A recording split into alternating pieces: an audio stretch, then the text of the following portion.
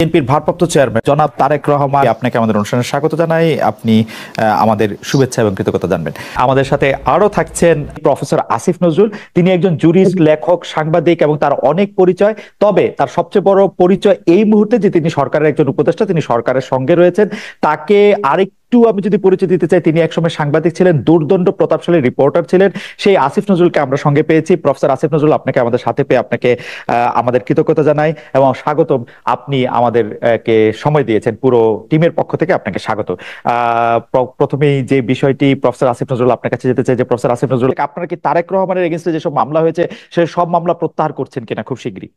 আমরা কোনো ব্যক্তি স্পেসিফিক মামলা উইথড্র করছি না। আপনি দেখেন, আমরা প্রথম বলেছিলাম আমরা জুলাই অগাস্ট যে হত্যাকাণ্ডের যে মামলাগুলো ফলস মামলা করেছিল বিগত ফ্যাসিস্ট সরকার, সেগুলো উইথড্র করেছি হত্যাকাণ্ডের অভিযোগগুলো ছাড়া। সেকেন্ড ফেজে আমরা সাইবার সিকিউরিটি অ্যাক্ট যেটা আছে আমার মন্ত্রণালয়ের পক্ষ থেকে উদ্যোগ নিচ্ছি। আমরা এখানে স্পিচ অফেন্সের সাথে কম্পিউটার অফেন্সের পার্থক্য করছি। আমরা, আপনি জানেন, প্রত্যেকটা কেস দেখতে হচ্ছে টাইম লাগছে। স্পিচ অফেন্স বা কথা বলার অপরাধের জন্য যাদের বিরুদ্ধে অভিযোগ এসেছিল তাদের সমস্ত মামলা উইথড্র করা হবে। এখানে তারেক রহমান আছেন নাকি খালেদ আছেন এটা আমরা দেখবো না, আমরা ইস্যু ধরে ধরে করবো। এটা হচ্ছে আমার মন্ত্রণালয়ের অ্যাপ্রোচ।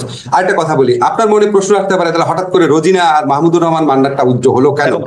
কেউ প্রশ্ন তুলেছে। এবং খালেদা জিয়া, আচ্ছা, খালেদা জিয়াটা তো আপনার খালেদা জিয়ার মামলা উইথড্র করেছে পরে। প্রথমে আসছে রোজিনা আর মান্না ভাইয়েরটা। রোজিনা আর মান্না ভাই ওনারা দীর্ঘদিন সাফার করছিলেন, ওনারা পাসপোর্ট পাচ্ছিলেন না, বিদেশে যেতে পারছিলেন না। বিশেষ করে মাহমুদুর রহমান মান্না পাসপোর্ট পাচ্ছিলেন না। মাহমুদুর রহমান মান্না এখনো সংকটাপন্ন অবস্থায় হসপিটালে আছেন। ওনার বিরুদ্ধে একটাই মামলা ছিল, ডিজিটাল সিকিউরিটি অ্যাক্টের মামলা, যেগুলি একটা আইনেই মামলা ছিল। তো ওনারা ব্যক্তিগতভাবে যোগাযোগ করেছেন এবং অনেক সাফারিংস এর মধ্যে দিয়েছেন। মান্না ভাইয়ের চিকিৎসা কাজ বন্ধ ছিল ওখানে। আর রোজিনার মেয়ের চিকিৎসার ব্যাপার, রোজিনার এরকম একটা এই মুহূর্তে আমার মনে পড়ছে না, একটা কারণ ছিল। ওনারা খুব রিকোয়েস্ট করেছিল, আমরা একটা সিগনেচার স্টেটমেন্ট হিসাবে আমরা মামলা উইথড্র করেছি। আরো অনেক মামলা করেছি, আপনাকে এখানে বলে শেষ করতে পারবো না। যেমন ধরেন, আপনি মাহমুদুর রহমানের যে স্ত্রীর যে মামলার ব্যাপারটা ছিল, আমাদের অত্যন্ত শ্রদ্ধেয় সম্পাদক, ওটা আমরা করেছি, ওটা পত্রিকা আসে নাই। এরকম আরো আছে কিছু কিছু যেটার জন্য জনজীবন অতিষ্ঠ হয়ে যাচ্ছে। ধরেন আপনার জীবন অতিষ্ঠ হয়ে যাচ্ছে, আপনি ওই মামলার কারণে বিদেশে চিকিৎসা যেতে পারছেন না, আপনার বাচ্চা পড়তে যেতে পারছে না, আপনার বাচ্চাকে নিয়ে আপনি চিকিৎসা দিতে পারছেন না, বাইরে যাওয়ার অনেক প্রয়োজন তো থাকে মানুষের। সেই সমস্ত ক্ষেত্রে আমরা অগ্রাধিকার, দুই একটা অনুরোধের ভিত্তিতে অগ্রাধিকার দিয়েছি। এখন খালেদ মানুষ তো ধরেন এই এই জিনিসগুলো বলে আমরা বোঝানোর চেষ্টা করেছি আমরা সবকিছু করব, সমস্ত ইস্যু ওয়াইজ জিনিসগুলোকে করব। ইস্যু ওয়াইজ করার ক্ষেত্রে আমরা ইস্যুটা একটা একটা করে ভাগ করছি। এই থার্ড ফেজে সাইবার সিকিউরিটি একটা মামলার পর থার্ড ফেজে আমার ইচ্ছা আছে আমাদের মন্ত্রণালয়ের পক্ষ থেকে মামলা উইথড্রয়ের ব্যাপার, কিন্তু আমাদের আর স্বরাষ্ট্র মন্ত্রণালয়ের পক্ষ থেকে একসাথে কাজ করতে হয়। থার্ড ফেজে আমরা গায়েবী মামলাগুলো উইথড্র করার চেষ্টা করব, কারণ বাংলাদেশে একটা মামলার দীর্ঘ জট রয়েছে। গায়েবী মামলা উইথড্র হলে সেটার দিক থেকেও লাভবান হবে। এবং আপনি জানেন এই গায়েবী মামলাগুলো এত অবিশ্বাস্য, এত হাস্যকর, এত গাঁজাখুরি ছিল, এটা উইথড্র না করা তো মহাপাপের মতো একটা ব্যাপার হবে। আমরা আপনাকে একটু বলি, আমরা ফেজ ওয়াইজ যাবো, ব্যক্তি ওয়াইজ যাবো না। ব্যক্তি ওয়াইজ যে দুই একটা ঘটনা দেখেছেন আপনি, এটা এক্সেপশন। বেগম খালেদা জিয়া একটা সেজন্য এক্সেপশন ছিল, তবে তারেক রহমান সাহেবের ক্ষেত্রে কোনো এক্সেপশন করা হচ্ছে না। বেগম খালেদা জিয়ার ক্ষেত্রে মামলা উইথড্র ব্যাপারটা আপনি কোনটা বলতে চাচ্ছেন? ওনার যে ক্ষমা করার ব্যাপারটা? জি, ক্ষমা করার ব্যাপারটা। বেগম খালেদা জিয়ার মামলায় যে বিচারটা হয়েছিল সেই বিচার নিয়ে মিজানুর রহমান খান এবং আমি লিখেছিলাম। আপনাকে একটা জিনিস মনে করায় দিই, বেগম খালেদা জিয়া মামলার শুনানিকালে উনি বিস্মিত হয়ে বলেছিল যে এতিমের টাকা আমি আত্মসাৎ করেছি এক্সক্লেমেশন চিহ্ন। সেটাকে বিচারক লিখেছেন উনি এতিমের টাকা আত্মসাৎ করে নিজের মুখে স্বীকার করেছেন। আপনি চিন্তা করতে পারেন এই ধরনের বিচার হয়েছে ওনার ক্ষেত্রে। আরেকটা বলি আপনাকে, নিম্ন আদালত যে হাইকোর্ট যে সাজা দেয়, নিম্ন আদালত যে সাজা দেয়, সেটা আপনি কখনো শুনেছেন হাইকোর্ট বাড়িয়ে দেয়? হাইকোর্ট বাড়িয়ে দেয় আপনি শুনেছেন? এমনকি যারা জামাতে যেসব লিডারের শাস্তি হচ্ছে সেই সমস্ত যুদ্ধ অপরাধীর ক্ষেত্রে দুই একটা ঘটনা ছাড়া বাংলাদেশের ইতিহাসে ঘটনা ঘটেছে। উনি শোনেন, পরে আমরা শুনলাম কি যে বিচারক উনাকে জামিন দিয়েছিল দেখা উনার হাইকোর্টে অ্যাপিলেট ডিভিশনে এলিভেশন বন্ধ রেখেছিল, শাস্তি বাড়ানোর পর উনাকে এলিভেট করা হয়েছে। আপনি জানেন গত আমলে কিভাবে বিচার হয়েছে। উনার মতো নির্যাতিত মানুষ বাংলাদেশে কে আছে এই গত 15 বছরে? যারা মারা গেছে উনাদের কথা বাদ দিয়ে আমি জীবিত যারা পলিটিক্যাল লিডার আছে, আমি তো মনে করি উনার প্রতি, উনি যে এত বছর জেলে ছিল, উনার প্রতি চরম অবিচার করা হয়েছে। আমি সিদ্ধান্ত নিয়ে প্রশ্ন তুলছি না, আমি মানে প্রক্রিয়াটা নিয়ে। আচ্ছা, পরবর্তী প্রসঙ্গে আসি প্রফেসর আসিফ নজরুল। যে আগের আমলে আপনি ঠিকই বলেছেন, আমরা আগের আমলে অদ্ভুত সব গায়েবী মামলা দেখেছি, কিন্তু এই অদ্ভুত মামলা হওয়ার প্রক্রিয়া কিন্তু এখনো বন্ধ করা নাই। আমি একটু কাগজ দেখে বলি, আমার সুবিধা হয়, যে ক্রিকেটার সাকিব আল হাসানের বিরুদ্ধে মার্ডার কেসের মামলা হয়েছে, অভিনেতা জায়েদ খান, যেটি আমি আগে বলেছি, তার বিরুদ্ধে মামলা হয়েছে, বাফুফের সভাপতির বিরুদ্ধে মার্ডার কেস হচ্ছে, আগের সরকারের দুর্নীতিবাজ মন্ত্রী যার বিরুদ্ধে হতে পারতো গুছানো সুন্দর একটি দুর্নীতির মামলা বা মানি লন্ডারিং এর মামলা, তা না করে ঢালাও ভাবে নিউ মার্কেটের একজন হকার হত্যা মামলাকে সবাই গ্রেফতার দেখানো হচ্ছে, এবং আদালতও সেই সব মামলায় কারো জামিন মঞ্জুর করছে না, ঢালাও ভাবে রিমান্ড দিয়ে যাচ্ছে। পার্থক্যটা তাহলে কোথায় হলো প্রফেসর আসিফ নজরুল? আচ্ছা, পার্থক্যটা আপনাকে বলি। ধরেন আপনি, আমার এতগুলা নাম তো মনে থাকবে না, দুইজনের নাম মনে আছে, সাকিব, জায়েদ খান। যখন কেউ মামলা করে, মামলা করাটা মানুষের অধিকার, বুঝছেন? ব্যক্তিগতভাবে একজন মামলা করে দিল, সেই এই মামলাগুলা পুলিশ করে নাই। পুলিশ যদি করে তাহলে আপনি বুঝবেন রাষ্ট্র জড়িত আছে। এই মামলাগুলা ব্যক্তিগতভাবে করা হচ্ছে, 1 নাম্বার।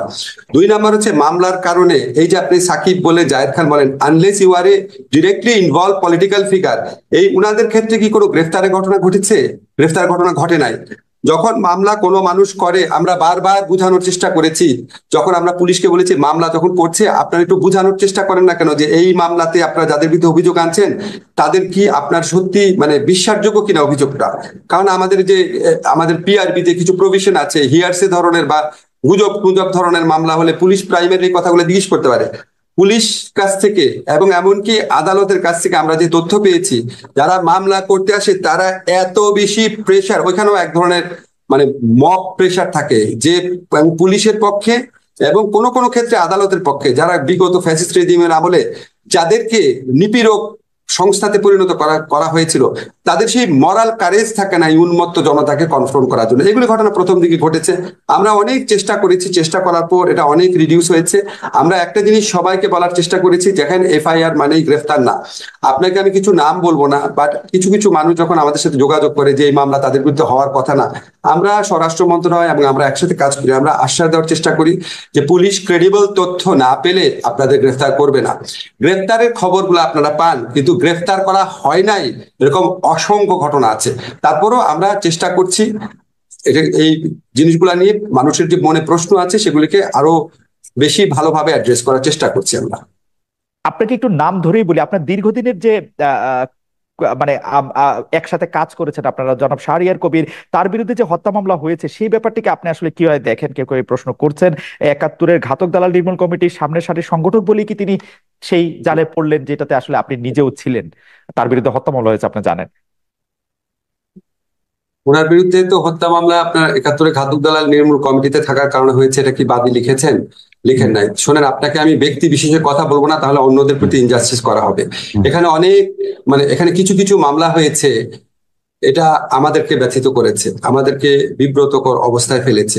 এবং আপনাকে আমি নিশ্চিত করতে পারি এই সমস্ত মামলার পিছনে রাষ্ট্রের, সরকারের কারো কোনো রকম, রাষ্ট্রটা আমি জানি না, রাষ্ট্র অনেক বড় ব্যাপার, আমাদের অন্তর্বর্তীকালীন সরকারের কারো কোনো রকম মিনিমামতম সংশ্লিষ্টতা ছিল না, মিনিমামতম প্রণোদনা ছিল না, মিনিমামতম ডিরেকশন ছিল না।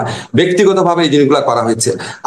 আমি ব্যক্তি স্পেসিফিক না ভাবে আপনাকে বলি, আমরা যখন দেখি একজন বৃদ্ধ মানুষকে, একজন বয়স্ক মানুষকে, বা একজন আপনার হুইল চেয়ার ব্যবহার করছে এরকম মানুষকে, বা একজন আপনার কম্পারেটিভলি অনেক পরিচ্ছন্ন ইমেজের মানুষকে, ধরেন আমি প্রফেসর মান্নানের কথা বলতে চাচ্ছি, ওনাদের বিরুদ্ধে যখন এরকম মামলা হয়, এটা তো কারো এনজয় করার কথা না, রাইট। এটা তো কারো ভালো কথা না। কিন্তু আপনি বিচারিক প্রক্রিয়ার মধ্যে দিয়ে যতটুকু পারা যায় সেখানে আপনি ওনাদেরকে রিলিফ দেওয়ার চেষ্টা করবেন। এখন আমাদের সমাজে এরকম কোনো কোনো ধারণা আছে যে একটা মানুষ যদি খুব মানে ফেমাস হয় বা একটা মানুষ যদি খুব জনপ্রিয় হয়, হয়তো উনি কোনো অপরাধ করতে পারেন না।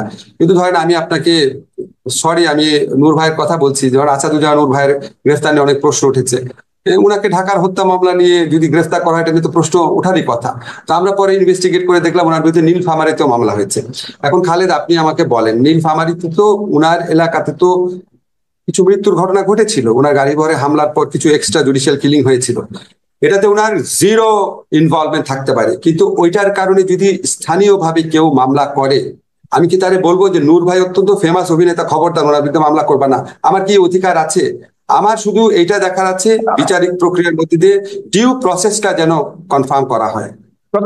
আমার শুধু একটাই জানার ইচ্ছা, আপনার কাছ থেকে তো জীবনে বহুবার বহু আইনি সমস্যা নিয়ে আপনার কাছে গিয়েছে, মামলা হয়েছে ভালো কথা, তার বিরুদ্ধে মামলা চলতেই পারে, তাকে গ্রেফতার করাটা খুব প্রয়োজন ছিল? মানে রিপোর্ট চলতে পারে, তিনি আদালতে হাজিরা দিতে পারতেন, জামিন থাকতে পারতেন, তাকে রিমান্ডে নেওয়া, রিমান্ড চাওয়া, রিমান্ড নেওয়া, এগুলি খুব জরুরি ছিল। মানে আমি জানতে চাচ্ছি, আমার কিন্তু আসাদুজ্জামান নূরের প্রতি কোনো আলাদা আলাদা কোনো রকম কোনো জায়গা থেকে আমি বলছি না, মানে আমি শুধু জানতেই চাচ্ছি। দেখেন, আমি যদি আপনার সরকারে না থাকতাম আমি অনেক কিছু বলতে পারতাম। এখানে একটা যৌথ দায় দায়িত্বের ব্যাপার আছে। হুম, কোনো কিছু যদি আমার ভালো না লাগে, এটা দায় দায়িত্ব আমারও থাকবে, ভালো না লাগলেও। ফলে হুম, আমি এটা কারো মানে কোনো মানে এখানে আমার সমালোচনার অধিকার নাই, কারণ আমি সরকারের অংশ। তবে আপনাকে আমি একটা জিনিস তো বললাম যে আমাদের সরকারের আমলেও কিছু কিছু জিনিস হচ্ছে যেটা আমরা আমাদের কোনো রকম সংশ্লিষ্টতা নাই, এবং আমরা এটা এনজয় করছি না, আমাদের ভালো লাগছে না। আপনাকে একটা জিনিস শুধু মনে করিয়ে দিচ্ছি, 15টা বছর একটা দল ক্ষমতায় ছিল, হুম, তারা সমস্ত প্রশাসন নিজের মতো সাজিয়েছে। হুম, এই পুলিশে যত মানুষ আছে তাদের মধ্যে অর্ধেক তাদের আমলে অ্যাপয়েন্ট করা, অর্ধেক। পত্রিকা রিপোর্ট আছে, আপনি দেখবেন। সমস্ত প্রশাসন তাদের সাজানো, সমস্ত কিছুতে আমাদের ইচ্ছার প্রতিফলন আমরা এখনো ঘটাতে পারি নাই। অনেক ক্ষেত্রে কিছু কিছু জিনিস হচ্ছে যেটা হয়তো আমাদের মানে এই 15 মানে বছরের ফ্যাসিস্ট গভর্নমেন্ট না থাকলে, নিয়মিত সরকার পরিবর্তন না হলে আমরা আরো অনেক ভালোভাবে কন্ট্রোল করতে পারতাম। মানে তবে আমরা মানে কন্ট্রোল বাড়াচ্ছি। মানে নূর ভাইয়ের সময়ে সরকারের আমলে নিয়োগ করা পুলিশরাই তাকে গ্রেপ্তার করে নিয়ে যাচ্ছে, ব্যাপারটা কি না, এরকম? নূর ভাই নূর ভাইয়ের আমলে, আমি তো নূর ভাইয়ের প্রসঙ্গে এটা বলি নাই। আমি বলতে আচ্ছা, চাচ্ছি, ধরেন কিছু কিছু ক্ষেত্রে ঘটনা ঘটে, ধরেন আমরা হয়তো কোনো একটা জিনিস জানছি না, বাট হয়তো আমাদেরকে বিব্রত করার জন্য কিছু মামলা হচ্ছে। এইবারে